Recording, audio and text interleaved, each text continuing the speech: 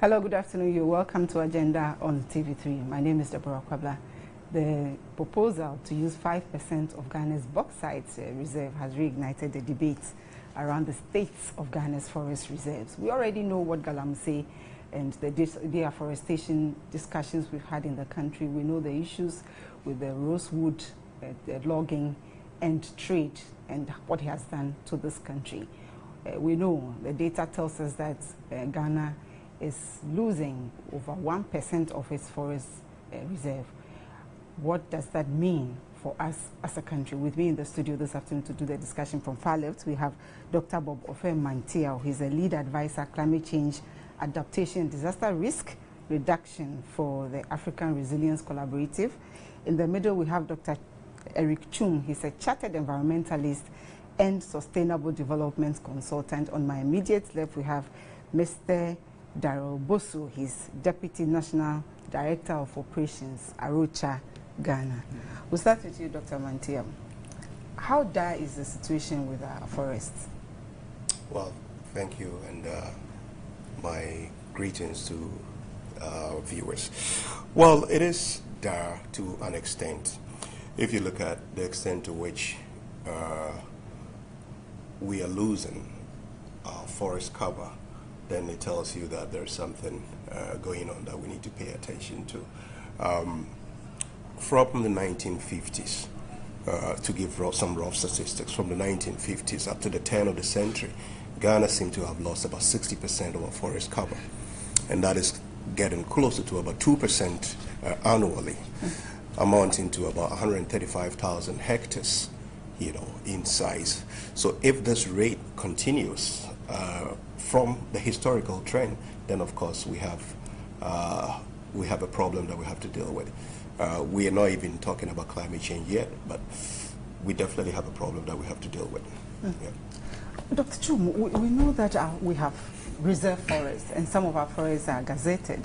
And if we are losing over almost 2% of our forest cover, then that's a serious situation. Why are we not safeguarding our forests if we have them gazetted and reserved? The issue we have are much more on how well we're implementing the policies and programs we have in Ghana. For a long time, we've had challenges with our regulatory mechanisms, what we call the monitoring, reporting, verification system of our forest reserves. And then, of course, we've not had the strong political will to champion the cause of afforestation and protecting our forest. Like similar example we have with the Galamsey, where we had a lot of political will in getting them done. We also have a culture of impunity in this country, where basically we can flood the law and get away with it. And so we don't serve as a deterrent to others who might fall in the same trap. So we have loggers, timber contractors, who would younger than their age they can log them, and yet they get away with it. So people get on and over with it. It is also a shame that after almost 60 years of independence, we still have unprocessed wood that we send outside the country, and we spend thousands to get them back and pay for them to come back to the country. Now, these situations, we've not been able to address them properly. And of course, a life which is not really assessed, like I say, is not worth living.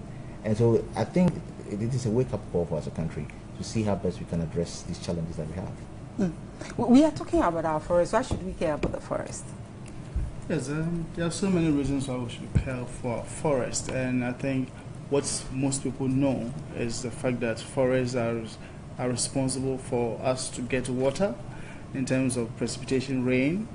And where you have sufficient forest, it also reduces the microclimate, the temperature within that very environment. So when you have forests, you actually, instead of having too much heat, the forest, the trees are able to absorb some of these heat, provide you some canopy, give you some shade. Forests also play a very important role in terms of securing the soils, because they hold the soils in place and prevent erosion and leaching and all of that. And we know forests also play significant roles of stabilizing the hills and the mountains that surrounds various landscapes in this country. We also know how forests also contribute significantly to stopping windstorms, and when it becomes very critical, we have forests. And more importantly, forest is also the source of food for many, many communities who live around these forests. People go in for medicinal plants, people go in for so many non-timber forest products like ropes and all of that. And forest has also been seen to provide some sort of stability wherever you find yourself. It's also habitat for several wildlife species. This earth is not only for humans alone, it belongs also to several animals. And the forest is a place where they live and find their peace. So when we destroy these forests, it means we are losing our counterparts on this earth, which is animals, which need the forest to live. We also stand the risk of having issues with rainfall and climate. And so all these issues about climate change, the weather, climate change, and the temperature change and all of that is all related to the loss of forests all over the world. So that is how very, very beneficial forests are to our lives. Yeah. You've raised concerns about government's proposal to have a loan agreement with China. What are your specific arguments? Yes, I think... What are your issues with that financial facility? Yes, we don't really have any issue with the financial facility. We think as a government, we laud them for actually going out there to look for funding to ensure development in this country, and something that we are also very much committed to. But we are concerned when government seeks to leverage our natural resources. As you know, we're already talking about how much of it we have already lost. And the few that is left, government thinking about going to give this one out, it tells more or less like a barter, because as we know, it's not a loan. Okay, so you take this and give us money. And that is what we are concerned about. And if even you are giving out some areas of forest, we think that we need to be very sensitive to very critical areas. It's not every place that we need to give out. And so we are saying that if government wants to do bauxite mining, which is part of the Ghana-China deal, go ahead. But we are saying take out very critical areas out of this deal. And for that reason, we are calling for some forest reserves in this country to be taken out. But you know that some of these forest reserves have bauxite deposits, and that's where the interest is.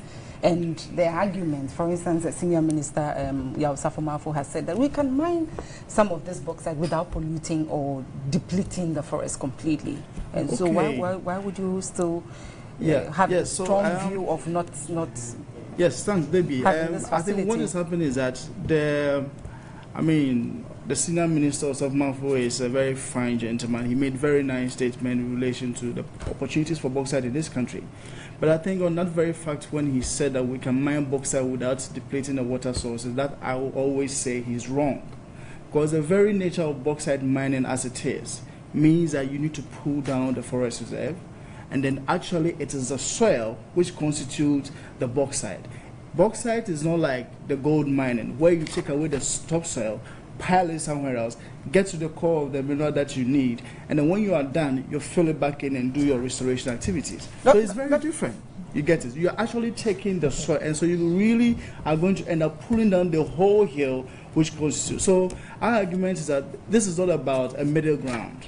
Some areas are just no-go areas, and we need to differentiate that. And all over the world, evidence for bauxite mining shows that its negative impact is really can be very adverse and can go very far. Dr. Mantia, we know environmentalists and preservation experts have raised very strong arguments, but we have minerals in some of these forests. So what the dilemma is how to mine this bauxite and still preserve the forest. How should we position ourselves in relation to these things?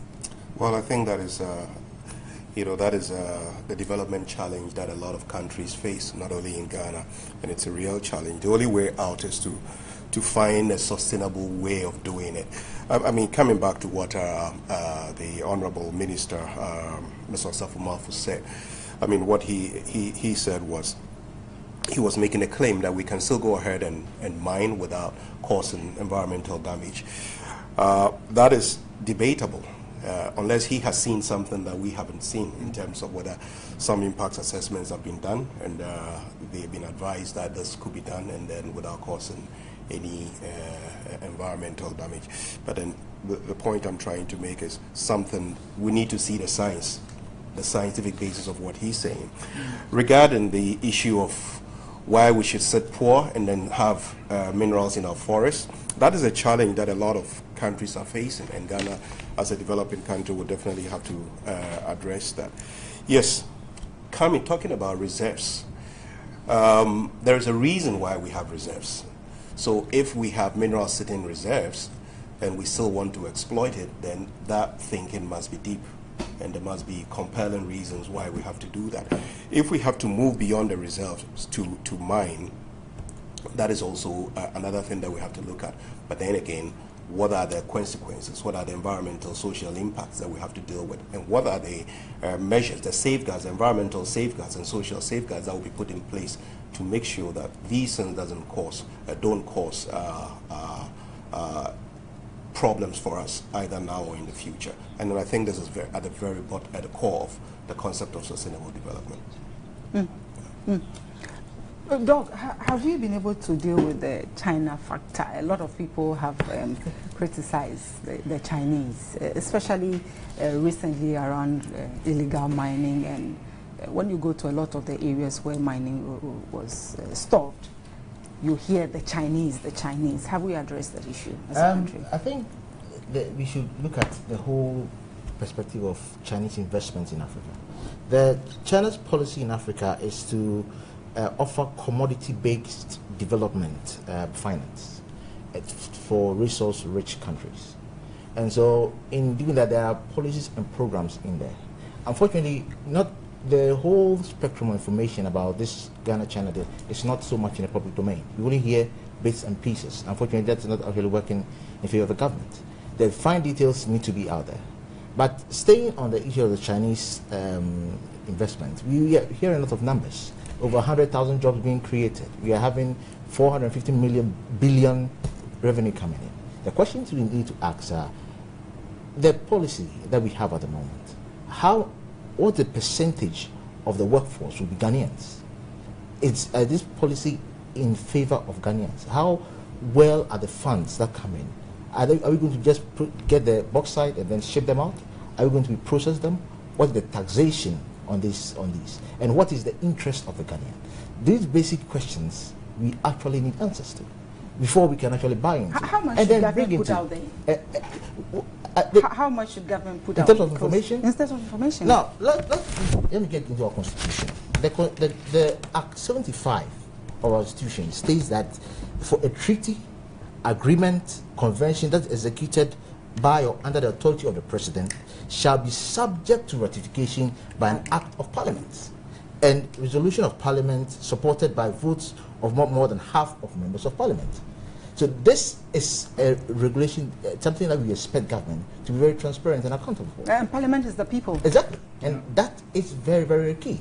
Other things that we have to look at in terms of this is how an issue of sustainable development. Literally put, we do not expect to look at the economic only impact of it. We should be looking at it from Elkington's three bottom line, 3 Ps. The first being people. Socially, how beneficial is this for us as a country? Good, great employment. Then look at the second P, which is the planet. Climate change, how an environment. Have we done environmental impact assessment? Have we looked at the mitigation measures to address some of these? And of course, the issue about profit. Is this business sustainable? Are they going to create permanent or temporary jobs? And afterwards, these companies that are in, are they just going to shut down after a short period of time or a long period of time? All these need to be looked at from a holistic point of view based on the principles of sustainable development. So you're not necessarily against, for instance, the 5% use of bauxite? Oh, the issue is that Ghana as a country, we have a number of reserves, and the geological map of Ghana indicates that almost everywhere in the country you'll find some gold or mineral somewhere. For bauxite, we have Minahini, we have Chibi, we have Awaso, we have even Atiwa that we have. Although for Atiwa, I have my reservation because this has special biological diversity that you don't find anywhere in the world. And so if we destroy them, of course, that we cannot get anywhere. And that goes against the principle of sustainable development. We are not developing as a country sustainably if we actually lose something that we cannot be able to recover.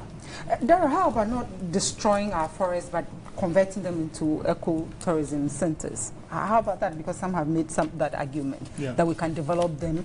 A few years ago, Achimota Forest was on the radar. We don't know what happened to that.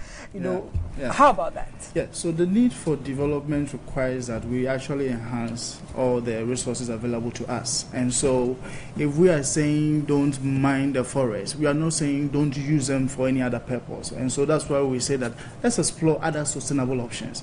There are several green development mechanisms that as a country we can explore. And as you mentioned, developing a tourism enterprise industry within that area is possible. Also, if we really are going to sustain this forest and ensure that the communities get some income, we need to explore also activities within the fringes. Because you know this area is a hotspot for production of cocoa. So far, we know there are challenges with cocoa production because a lot of the time people have cleared their lands also for mining and all of that. Let's introduce what we call agroforestry systems into these cocoa systems and maybe start doing more of organic premium cocoa, which is part of actually the current discussion that Ghana is doing right now with the World Bank within the REDD+ strategy, where we are trying to harness our cocoa industry, which mainly grows in the forest reserve area, so we can produce more premium cocoa, get premium prices, and as a result, return some bit of this revenue back to the communities. Now, with the forest also, we can look at also payment for ecosystem services, where communities can actually be given some incentives to ensure the forest stays, and by that they will in turn get some income. So people in Accra and other places who need water can get all of this. But so far, what we have seen is that if we are able to develop the tourism potential of Atewa, it will even be more than what we are getting from Kakum. Kakum right now receives tourists about 100,000 in a year, and it's roughly about 3 to 4 hours from Accra. Atewa is just about 2 hours drive from Accra, and it's much more also spectacular. You go there, and the micro environment there is just amazing. So people will love to go to this place. I'm not saying we should do a canopy walkway.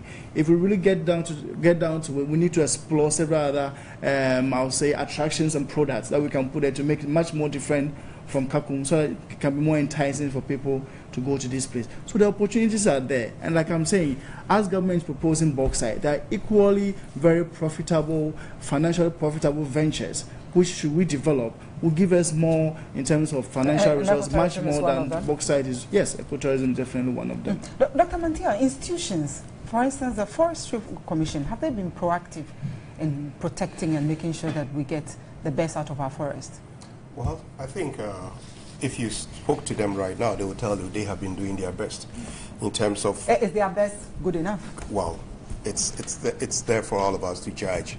But then the reality... What's your assessment of their best?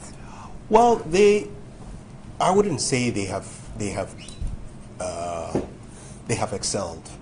I wouldn't say they have excelled, but we do have a Forestry Commission, and they have some oversight responsibility, and they do something. However, I would say that if you spoke to them, and the reason I'm a little bit hesitant to, say anything negative about them is you don't know the kind of realities that they face in terms of what is available to them to do their supervisory works around the country. And I think Dr. Chum mentioned this earlier. Those in charge of our policies and regulatory mechanisms always fail us. And I think if the Forestry Commission haven't been able to do what they were supposed to be doing, then they have failed us. And I said, if we spoke to them, I'm sure they would come up with thousands of excuses as to whether they have the resources to go around the country to do that. But the fact that we are losing 60% of our forest cover, and I don't know how long the Forestry Commission has been around, and we are talking about from the 1950s up to the turn of the century. We've lost about 60% of our forest cover. So assuming you had about 100% and you've lost 60% now, and we are still losing. So what it is, well, the Forestry Commission has some questions to answer, and I'm sure they will find excuses when they answer those questions. Dr. Chum, let's look around private developments. Daryl talked about ecotourism, which is a good approach. For instance, Achimota, a few years ago, Achimota was going to be developed. There were environmentalists who were against it because people were not sure if we were going to still preserve the integrity of the forest. How should you position this and get private sector involvement to make sure that they can get ecotourism rather than depleting the forest the way we are doing right now? I think the issue about private sector involvement in forest management has been discussed in several platforms. But the issue with private sector development is the issue about capacity. Do they actually have the capacity to actually develop our forest to the extent that it's environmentally friendly? You know, our issues of our forest are very sensitive, because though some of them are renewable, they are the source of a lot of livelihoods. There's even water and all that. Now, if you do not have the capacity to develop our forest resources or manage them for ecotourism in a way that will ensure environmental sustainability, obviously you're not actually helping sustainable development of our country. We know that between 5 to 10% of our GDP is actually lost through environmental non-sustainability. And so basically we are looking at a case where we are not providing value for money for our resources. Because remember, it is about a third income earner for the country. And so how do we manage this and get the requisite skill on the field to give us value for money? That is the challenge that we have. And we don't have private sector with a requisite capacity? We do not have the full complement. Not all of them are actually trained for it. And again, what is the motive for the private sector coming in? Are they focused on profits? Are they focused on providing environmental sustainability? Are they focused on providing employment? So the motives for their participation and even the processes. Ghana, we have a lot of bureaucratic processes. We know the motive for private sector participation in anything. They are profit-oriented. And so when private sector is involved in something, they're thinking about profit. But then we have institutions of state who are supposed to be the mediators so that we get the rest. Have we really positioned ourselves as a country to make sure that we can harness our forest reserve in a meaningful way? Yes, I think this is a very important question. Always what I say is that we have actually been working more on an ad hoc basis. We don't have a national plan which tells us how we want to use our resources. For example, if we did, we didn't have wouldn't come to this time where forest reserve, and these forest reserves were preserved many years back, considered protected. And when they say protected, it's not even an option for you to log there.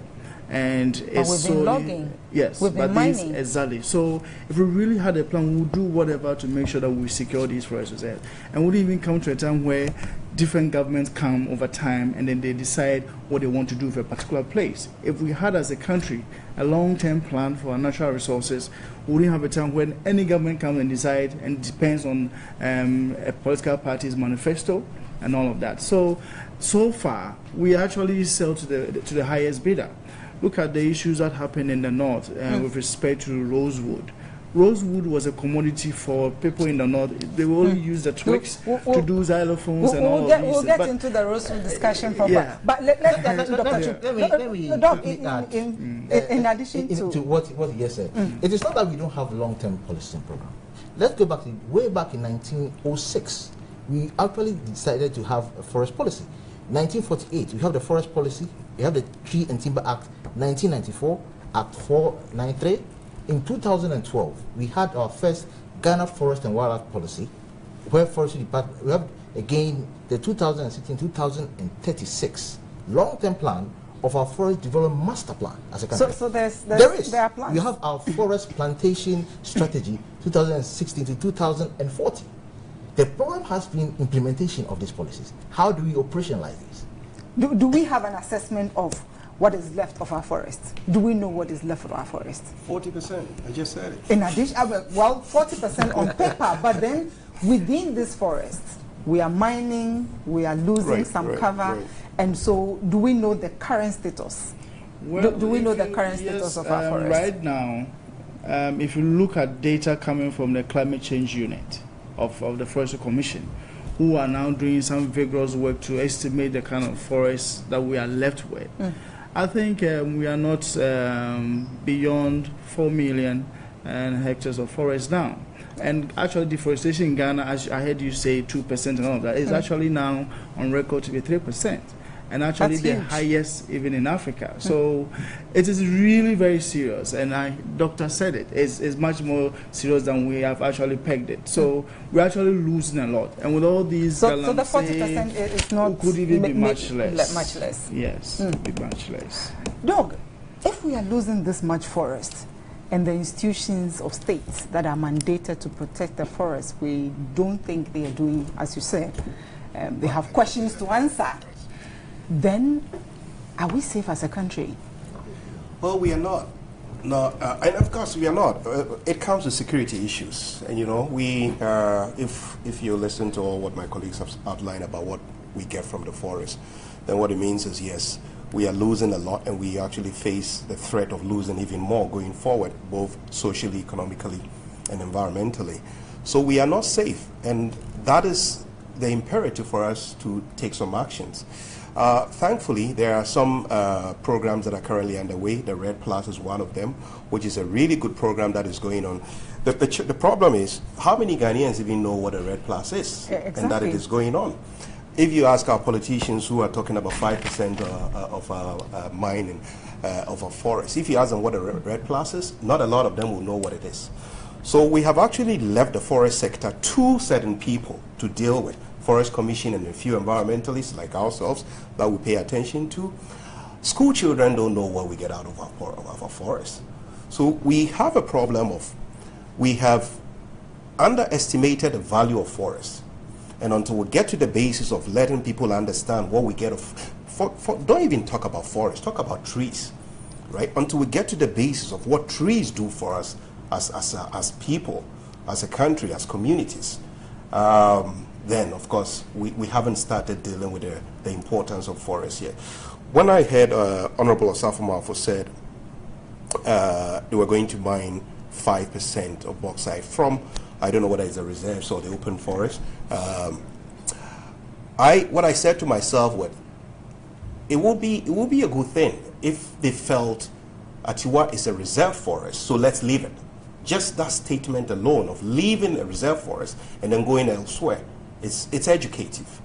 At least people want to know what is in a reserve forest, what does it mean to reserve a forest, and why can't we go in there? When people, especially young people, start asking those questions, then the importance of trees and forests become real to them. So yes, I think we need to get to the basis of helping everybody else understand the value of trees and forests to us, in terms of our ecosystems, connectivity, our connections to land and trees and everything else. We haven't done a good job in doing that, and I think that is where we have to go. Yep.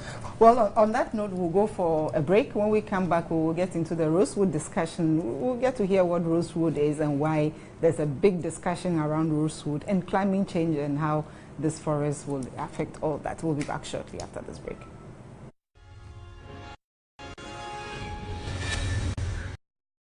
Welcome back. This is still Agenda on TV3.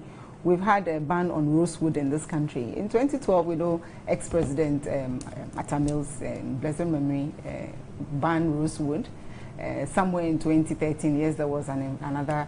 And then this year, the minister also talked about enforcing the ban. Why have we as a country failed in enforcing the ban on rosewood? Earlier on in Parliament this week, some ministers said things about rosewood. Let's listen to them. When we come back, we'll discuss that.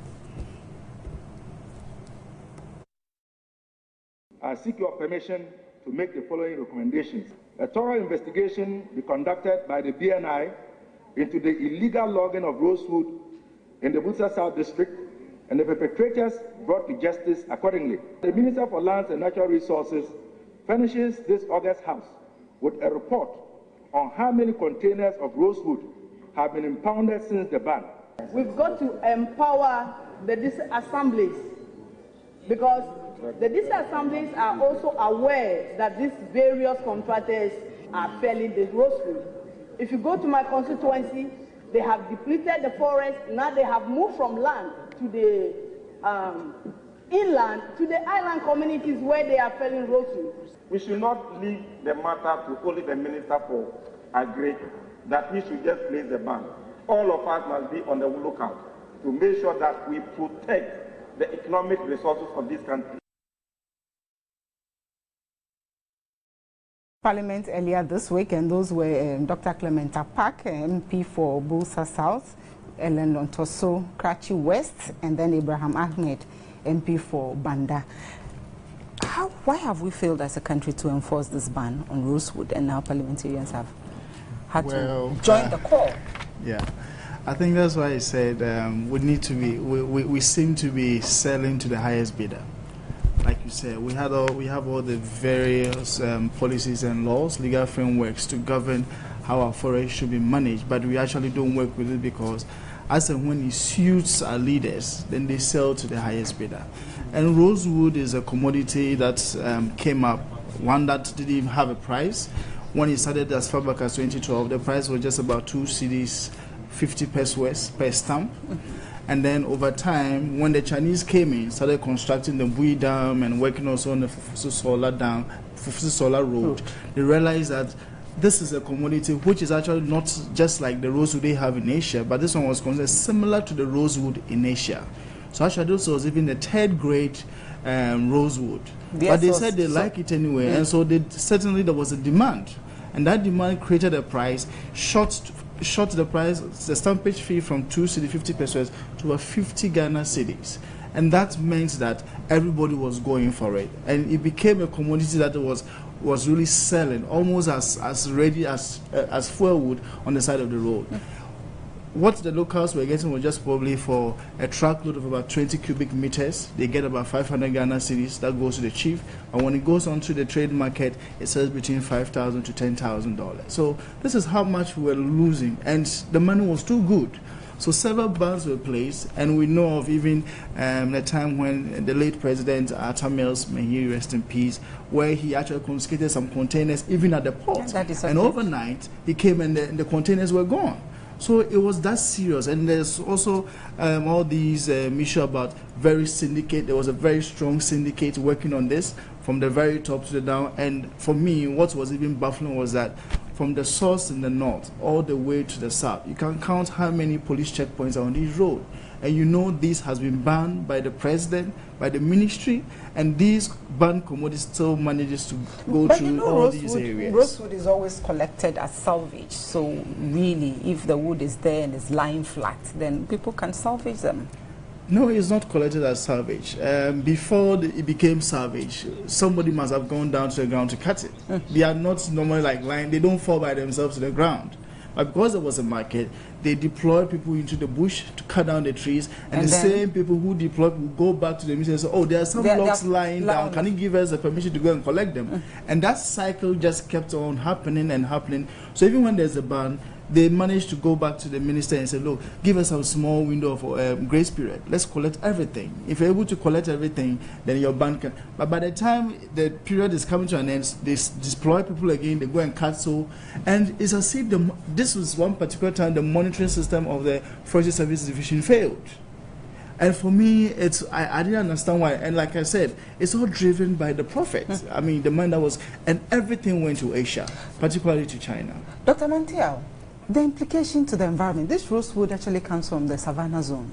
Right, and it's one of the most vulnerable regions to climate change in our country. So if this is going on there, and then you can imagine what else is coming. And again, like I said earlier, I'm not very educated on the rosewood situation. But then the fact that there was a ban was it in 2012, you said? Yeah, 2012. The fact that there was a ban in 2012 and the fact that it is still going on it tells you who we are as a people. Tell me which ban in Ghana has ever worked. You know, which of our bans has ever worked. So that tells you who we are as a people, that what should it take for some of these policies to work. And until we get to the point where we get these things to work and work effectively, we get things to function properly, these are the situations that we are going to face continuously. And it must stop at some point. Doc, implications on climate change. We have these nice laws, we have all these documents, we have this ban, and we still fail. What's the implication for climate change? It's worrying because deforestation, degradation, leads to emission worldwide. 24% of emissions come from forest degradation, and that is very huge. That amounts to about 1.5 billion tons of carbon dioxide released into the atmosphere every year. And for us as a country, we don't emit much, but cumulatively, it contributes to climate change and its effects. We all know exactly the effect that we have. To put in a simple, rainfall patterns have changed. Even remember, we had rainfall on 6 March for the first time about 2-3 years ago. Basically, it is simply unpredictable, and the cost to us as a country is very huge. We spend so much money, time trying to get money from abroad to build roads, and then because of our own actions, it destroys our schools, our water. We get back to NADMO, and we spend the same amount of money in rehabilitation. So the effects of climate change as a result of forest degradation, it's something that we cannot continue as a country. Darrell, what then does this tell us about our commitment to international treaties and conventions on climate change? Yes, I think what is happening, I think it comes on the back of also certain agencies and ministries in Ghana even working on addressing climate change. You know, in Ghana, what we can do to contribute to this climate change is mitigation, a lot of it, where we can encourage secure forest first and also encourage the reforestation activities, and also in areas that used to have forests we can. And so if we have these logging activities, illegal logging activities going on at the back of national processes, it tells you that we are not sitting together at the table. We have the law enforcement agencies also looking elsewhere, whilst you see the ministry and also the climate change unit, which is part of the Forestry Commission, also doing so. We are all not working together. And that means that we might be showing another phase that we are committed, but on the other side, when it comes to really implementation, where it matters most, we are failing. And that, in a nutshell, could be that yes, we are really lacking in how we are really dealing with this issue. And that is why a lot of the time when we go to international discussions, they listen to us a lot, but there's always this question of whether we'll really go and implement it. And like Doctor said, we have very beautiful policies, but the problem is implementing them, and that is where we don't do it. And so far, the climate change units, they are doing their best, but on the other side, if you see all the mining activities, removing forests and logging and forested areas, it's kind of like just rolling down everything that they are doing now. Yeah. Don't you think that as a country we don't seem to see climate change connected directly to us? This is an international thing for developing countries. I think we see it because very recently I heard the Minister of Finance, Honorable Ken Ofori-Atta, talking about government looking for about $320 million to address the challenges of climate change. It means that as a country we see it to be very, very important. But then again, the same government is also espousing a policy to remove forests, which is also helping us address climate change. So it's a matter of how we harmonize our thoughts and stay consistent with really what we want to do. So yes, we are really committed, but I think we are not being coherent. We are not talking together. We are not thinking, I would say, into the long term. We take this as and when it suits us. We do what is necessary, but otherwise we are not working together, and that is what is really not making us achieve what we need to be achieving right now. Dr. Mantia, we know there are funds, international funds sitting somewhere for climate change, and as a country we have not been successful in assessing them. Is it because we do not feel the need to assess this, or we haven't positioned ourselves? Well, I think, yes, the minister was talking about our inability to assess the Green Climate Fund. And it's not a problem which is peculiar to Ghana. It's the Green Climate Fund, for those, just as a little bit education, it's a fund that it's a pot of money for provided by over 194 countries, 195, 194, I think the United States left, so it's not 194. They provide money for developing countries to design mitigation and adaptation programs, projects. And then you have to apply to the fund through certain processes. The reality is the process is tedious and very bureaucratic. Not a lot of people, entities or countries have been successful. I'm not surprised that, I mean, what the minister said, it gives the impression that the money is there and we cannot get it. People would want to get it's free money, and who wouldn't want it? People would want it, but the fund have put something in place called fit for purpose test, that every applicant, every country or every entity that would want to access that fund would have to go through a very stringent standards measurement.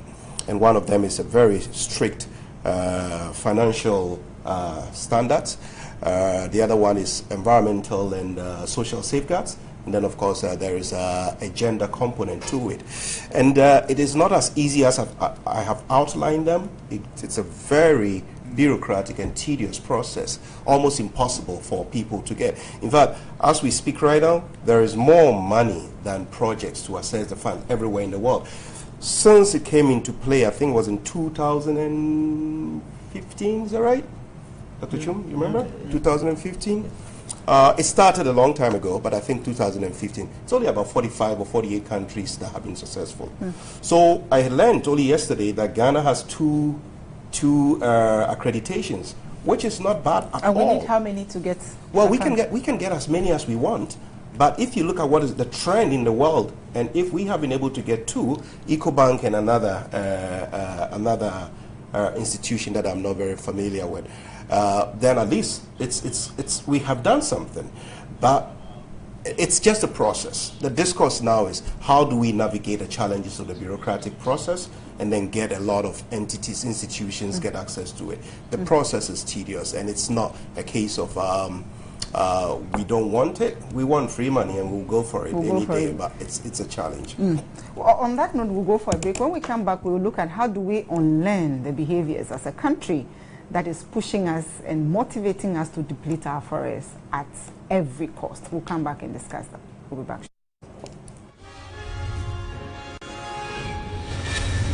Hello, you're welcome back. This is still Agenda on TV3. We are looking at safeguarding Ghana's forests. And Dr. Chum, how do we fix the problems that we have?